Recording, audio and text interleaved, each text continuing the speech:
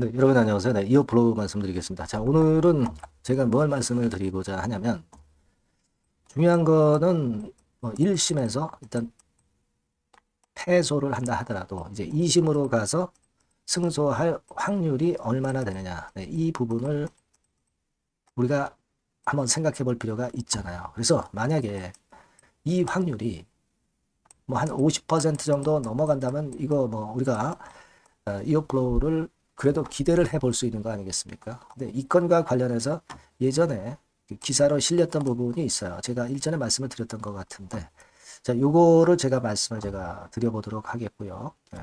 자, 그리고 결국 이번에 만약에 1심에서 패소한다면 그것은 여러분도 잘 아시다시피 그 영어권 비밀 침해, 그거 소멸시효죠. 예, 소멸시효 기준이 인슐렛과 이어플로우 측이 기준이 틀렸다는 건데, 네, 그 부분과 관련해서 네, 인슐렛 측의 이번에 배심원 판결이 유리하게 나온 것은 이 소멸시효의 절차적인 하자를 좀 위반한 부분이기 때문에 네, 이 부분에서 만약에 2심으로 간다면 이어플로우 측에 상당히 유리하게 작용할 가능성이 있다는 얘기들이 설득력 있게 들리고 있습니다. 네, 이 부분들을 좀 알아보고요. 네, 그리고 앞으로의 주가 상황 말씀을 드리도록 하겠습니다. 그리고 영상 후반부에는 대박주도 한 종목 말씀을 드릴 테니까 말씀 잘 듣고 대박 내시고요. 25% 말씀드릴게요. 네, 구독, 좋아요, 알림 설정 네, 항상 감사드리고 있습니다. 어렵지만은 성원 보내주셔서 너무 감사드리고 저도 최선을 다해서 좋은 영상으로 보답을 할 거예요. 앞으로도 성원 많이 부탁드립니다. 자, 두어 가지 부분을 제가 말씀을 좀 드린다고 했는데 사실 이번에 그 배심원 판결에서 유리하게 인슐렛이 됐던 것은 영업 지적재산권이라고 하죠. 네, 지적재산권의 침해 시 만료 기준이 한 두어 가지가 있는데 그 중에 인슐렛이 주장하는 기준이 이제 머크룰이고 이어플로우 측이 주장하는 기준은 닌키리 노티스 기준입니다. 근데 소송을 제기할 때 인슐렛이 소송을 제기할 때 머크룰로 제기한 거 아니에요. 네, 근데 배심원 판결에서는 머크룰로 배상금액 6천억대를 때려버린 거거든요. 그러니까 이거는 실제로 소송을 제기할 때하고 실제로 판결에 나와서 배상금액을 때린 것이 절차적으로 맞지 않는다는 얘기예요. 그죠? 절차적인 하자가 있다. 네. 이거를 이제 이어플로우 측에서는 2심에서 주장할 가능성이 상당히 높고 또 그 건으로 인해서 승소할 확률은 상당히 높습니다. 그건 예전에 미국과 유럽 가처분 신청에서 이미 우리가 증명을 했던 거고요. 네, 이 부분을 우리가 주목해야 될 거예요. 그리고 이제 이의 신청을 1심 배심원 판결에 대한 이의 신청을 하죠. 이게 1월 3일이에요. 1월 3일에 합니다. 이것이 하나의 그 변곡점 구실을 할 가능성도 상당히 높다. 네, 이렇게 보여집니다. 그러니까 그 기준의 그 어떤 절차적인 하자, 네, 이걸 이의 신청 때도 이어플로우 쪽에서 아마 제기할 가능성이 높겠고요. 이 건으로 해서 여기서 좋은 얘기가 나올 수도 있어요. 만약에 이게 안 된다면 2심 연방 항소법원에서 이 절차적인 오류를 중심으로 항소를 할 개연성이 상당히 높지 않느냐. 네, 이렇게 판단이 되고 그렇기 때문에 네, 이 부분 그러니까 절차적 공정성을 위배한 거 네, 이거는 결국 항소심에서 판사나 항소법원에서 그 수정될 가능성이 상당히 높고 1심으로 다시 파기할 가능성이 상당히 높지 않느냐 네, 이런 견해들이 많습니다. 그거는 예전에 이어플로우의 블로그 글에서도 어느 정도 그에 대한 것들을 이제 비쳤던 그런 부분이고요. 그 건에 대한 우리가 기대를 지금 현재 해볼 필요가 있지 않나 싶습니다. 그걸 우리가 생각을 해볼 필요가 있어요. 그러니까 인슐렛의 소장에서의 룰과 실제로 배심원 판결에 6,400억 배상 명령한 룰이 일관성이 없다는 거죠. 네, 이것이 절차적인 하자를 이루고 있다는 것이 이어플로우의 주장이기 때문에 가처분 시장에서 가처분 그 소송에서도 그 증명이 된 부분이기 때문에 이것에 대한 기대를 크게 하고 있습니다. 그걸 우리가 기대해 볼 필요가 있겠고 그리고 우리가 여하튼 이어플로우가 1심이든 2심이든 지금은 뭐 2심을 자꾸 생각을 하는데요. 뭐 1심도 뭐 봐야 되겠지만 만약에 만에 하나 1심에서 패소한다 하더라도 2심에서 과연 승소할 확률이 얼마나 되느냐. 그 부분은 예전에 이데일리 기사로 나왔던 거를 한번 보실 필요가 있습니다, 여러분. 네. 자, 항소, 승소, 파기 확률이 57%다. 막 이렇게 나왔죠. 여러분, 한 50% 넘으면 그 해볼만 한 거예요. 그죠? 57%로 이데일리 아티클에서 기사가 나왔던 거 한번 여러분들 보실 필요가 있습니다. 물론 이제 판사가 좌우하겠죠. 네. 하지만 우리가 이런 아티클이나 이런 부분들을 자꾸 보면서 우리도 예상을 해 나가는 거죠. 네. 여기 나와 있는 바처럼 57%의 가능성이 이어플로우에 상존하는 것이거든요. 그러니까 항소인, 이어플로우 측이 승소한 경우는 23%밖에 안 되고 피항소인, 그러니까 이어플로우라고 볼 수 있죠. 예를 들면 이어플로우가 승소한 경우는 48%에 달할 수도 있는데, 자, 근데 그 다음을 잘 보셔야 돼요. 파기 또는 확정된 사건의 타기율이 34%이기 때문에 결국 23% 플러스 34% 하면은 57%죠. 57%입니다. 그래서 이 데일리에서도 57% 정도의 확률이, 파기 확률이 있을 수 있다. 승소 파기 확률이. 네, 이렇게 기사를 쓴 것이고요. 따라서 그 정도의 확률이라면 우리가 자금을 잘 유치해서 일단 그 최소한도의 면피를 하면서 승소를 기대하는 그런 건의 상황으로도 갈 수 있다는 겁니다. 그렇기 때문에 지금 김 대표가 자금을 유치하려고 주식을 팔아서 제3자 배정 유상증자를 통해서 다시 이어플로우에 현금을 공급하려고 하는 거거든요. 그러니까 이 부분에 희망이 존재하기 때문에 우리가 지금 현재로서는 그걸 생각하실 필요가 있다. 이렇게 보여집니다. 이미 급락을 했다가 반등을 어느 정도 줬기 때문에 이제 반락 정도 하는 거예요. 하지만 이 반락이 이 저점을 깨고 다시 내려가지도 않는 상황에서 우리가 여기서 포기할 수만은 없는 겁니다. 그죠? 네, 그걸 생각해 보실 필요가 있다. 이 말씀을 좀 드리고 싶고요. 그리고 이제 중요한 것은 1월 3일 날 이제 이어플로우에 1심 이의 신청이 들어가잖아요. 자, 제가 볼 때는 여기서도 아까 말씀드린 그 지적재산권 침해 시효, 소멸 시효, 그 건에 대한 기준에, 인줄렛 기준의 위법성, 절차적 하자, 네, 요거를 다시 한번 주장을 할 것 같습니다. 그래서 이것만 일단 이 신청만 잘 들어가서 용인이 된다고 한다면 또 좋은 결과도 더 나올 수 있는 거예요.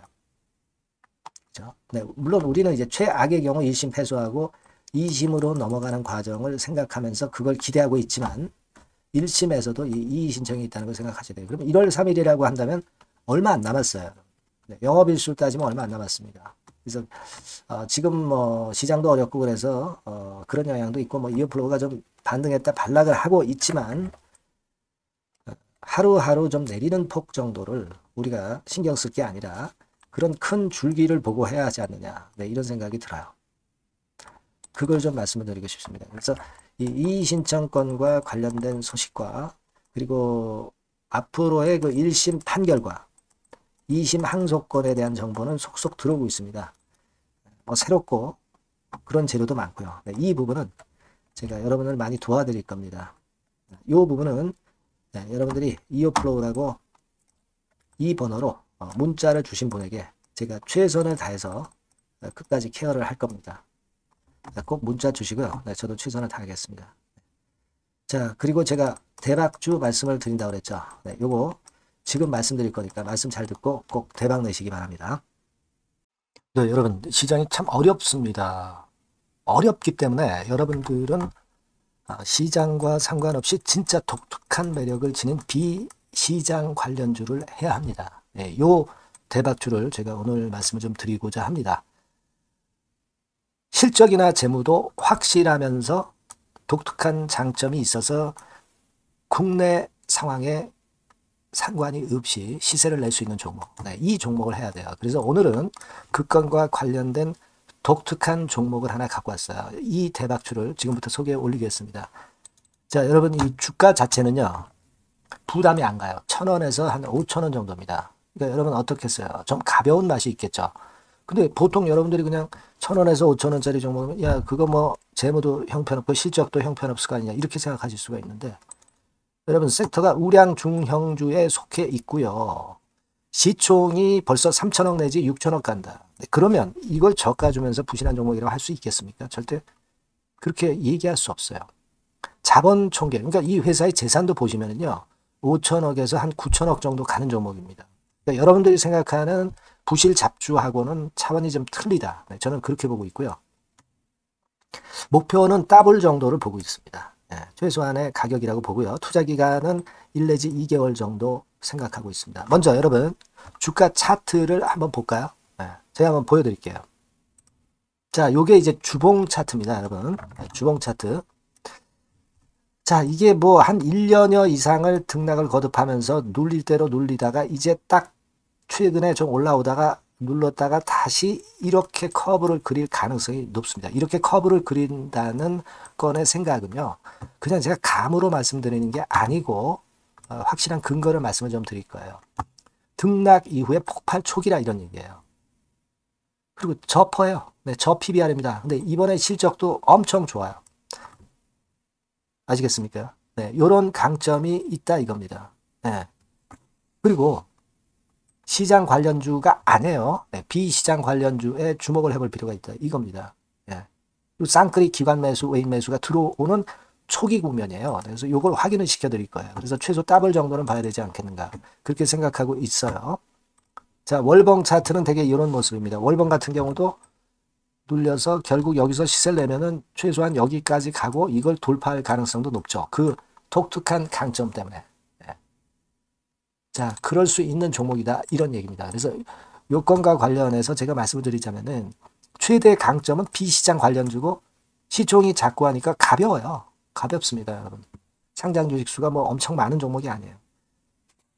그 재무나 실적이 탄탄합니다, 여러분. 요거를 제가 보여드리면 자, 요게 이제 제가 조금 흐릿하게 했습니다만은 3분기까지가 작년 대비해가지고 30% 증가했어요. 근데 이거는 아무것도 아니에요. 4분기 실적이 폭증이 여러분 예상이 되는 거예요. 왜 4분기 실적이 폭증할까? 왜 4분기 실적이 폭증할까요, 여러분?